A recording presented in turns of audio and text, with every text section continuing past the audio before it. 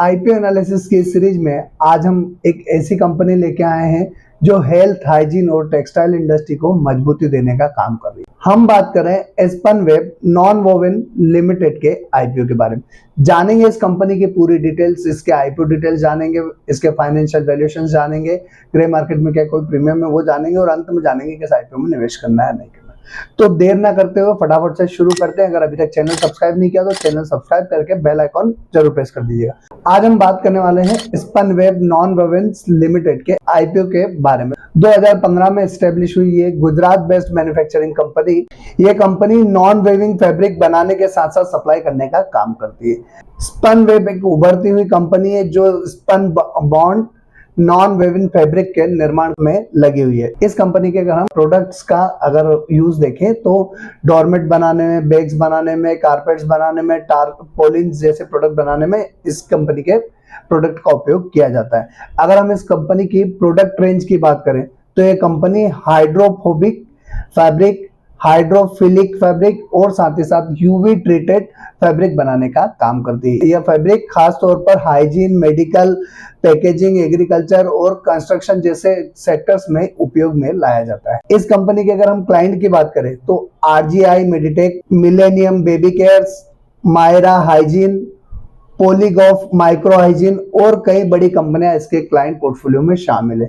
ये company India के अलावा USA, UAE, Italy, Saudi Arabia, मिस्र, नेपाल, केन्या और इजराइल जैसे देशों में अपना एक्सपोर्ट करती है। इसकी 2/3 रेवेन्यू जो है वो हाइजीन सेक्टर से आती है और बाकी की मेडिकल, पैकेजिंग और एग्रीकल्चर इंडस्ट्री से आती है। इस कंपनी के आईपीओ के साथ क्या जोखिम हो सकती है तो वो भी एक बार हम समझ लेते हैं। तो कंपनी की जो मेजर डिपेंडेंसी है वो है ना हाइजीन इंडस्ट्री पर है। रॉ मटेरियल की कीमतों में उतार चढ़ाव से इसके प्रॉफिट मार्जिन है उस पर असर पड़ता हुआ दिख सकता है।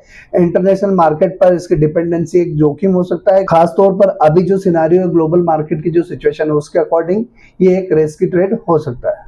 अब एक बार हम इस कंपनी की स्ट्रेंथ भी देख लेते हैं। तो स्ट्रेंथ की अगर बात करें तो ये भारत की सबसे बड़ी spun bond non woven fabric बनाने वाली कंपनी में से एक है। इंडस्ट्री स्पेसिफिक कस्टमाइजेशन की सुविधा देती है।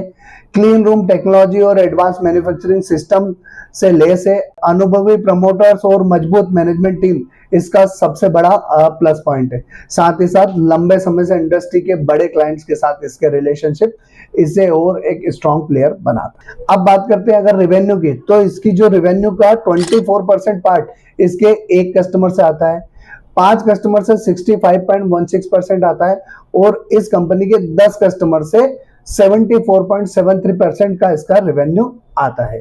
आप देर ना करते हो फटाफट से एक बार इस कंपनी के आईपीओ डिटेल्स भी समझ लेते हैं।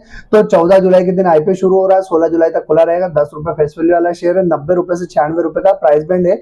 60.98 करोड़ का आईपीओ साइज है जो कि पूरा का पूरा फ्रेश इश्यू होने वाला है, बुक बिल्ड इश्यू टाइप है और एनएससी का एसएमई आईपीओ। ये कंपनी अपना आईपीओ जो है वो एसएमई सेक्टर में लेके आ रही है। एक लॉट में कितना इन्वेस्टमेंट करना पड़ेगा, तो जो नए नियम है एसएमई सेक्टर के उसके अकॉर्डिंग अब आपको 2 लॉट में अप्लाई करना होगा। मिनिमम 2400 शेयर के लिए 2,30,400 रुपए के लिए। रिटेल का मिनिमम मैक्सिमम सेम रहने वाला है।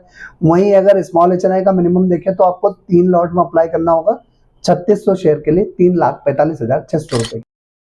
अब एक बार हम जल्दी से इसके फाइनेंशियल देख लेते हैं। तो कंपनी ने फाइनेंशियल मार्च 23 से मार्च 25 तक के शो किए।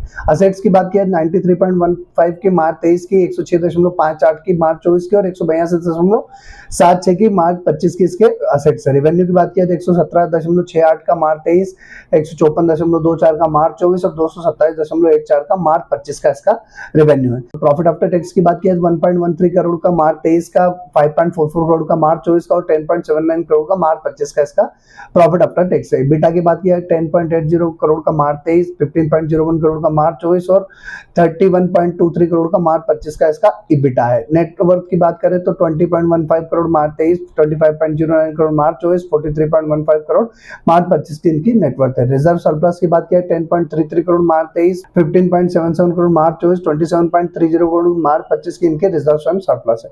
जिसके सामने अगर बोरोइंग की बात किया 49.50 करोड़ की मार्च 23 की, 48.33 करोड़ मार्च 24 तक और 91.16 करोड़ की बोरोइंग इनकी मार्च 25 तक की कंपनी ने की हुई है। अब एक बार जल्दी से हम इस कंपनी की वैल्यूएशंस भी देख लेते हैं। तो ROE 3% है, ROC 33.66% है, डेप्ट इक्विटी रेशो 2.11 का है, ये थोड़ा ज़्यादा है, रिटर्न ऑन नेटवर्थ 31.63% है, ज़बरदस्त है, पेट मार्जिन 4.75% है, ये भी अच्छा है, EBITDA मार्जिन की बात किया 13.75% है, प्राइस टू बुक वैल्यू 3.95 का है, EPS 4.48 का है और PE रेशो 21.44 का है।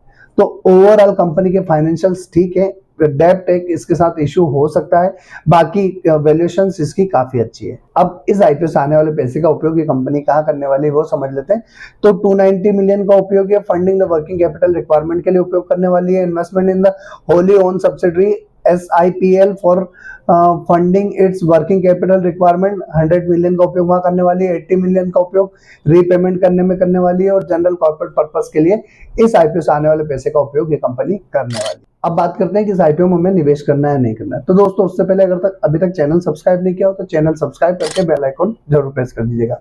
साथ ही साथ टेलीग्राम, इंस्टाग्राम, फेसबुक, ट्विटर सभी का लिंक डिस्क्रिप्शन में, जहां से आप हमें फॉलो करके लेटेस्ट अपडेट प्राप्त कर सकते हैं। डीमेट अकाउंट का लिंक डिस्क्रिप्शन में दे रखा है, जहां से आप अपना डीमेट अकाउंट ओपन करके अपनी फाइनेंशियल जर्नी स्टार्ट कर सकते हैं। साथ ही साथ आप IPO investing, mutual fund investing सब कुछ एक ही डीमेट अकाउंट से कर सकते हैं।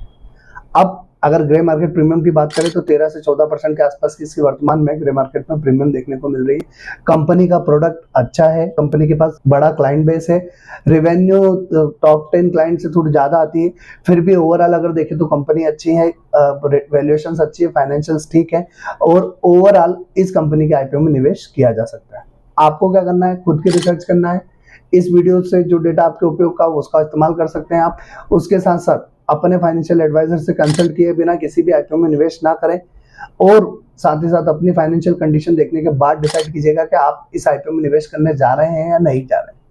तो दोस्तों आपका जो भी डिसीजन हो कमेंट बॉक्स में कमेंट करके जरूर बताइएगा और ऐसे ही तमाम सारे लेटेस्ट और फाइनेंशियल अपडेट्स के लिए हमारे साथ जुड़े रहें। तो आज के लिए इतना ही, अगले वीडियो में फिर मिलेंगे, तब तक के लिए जय हिंद।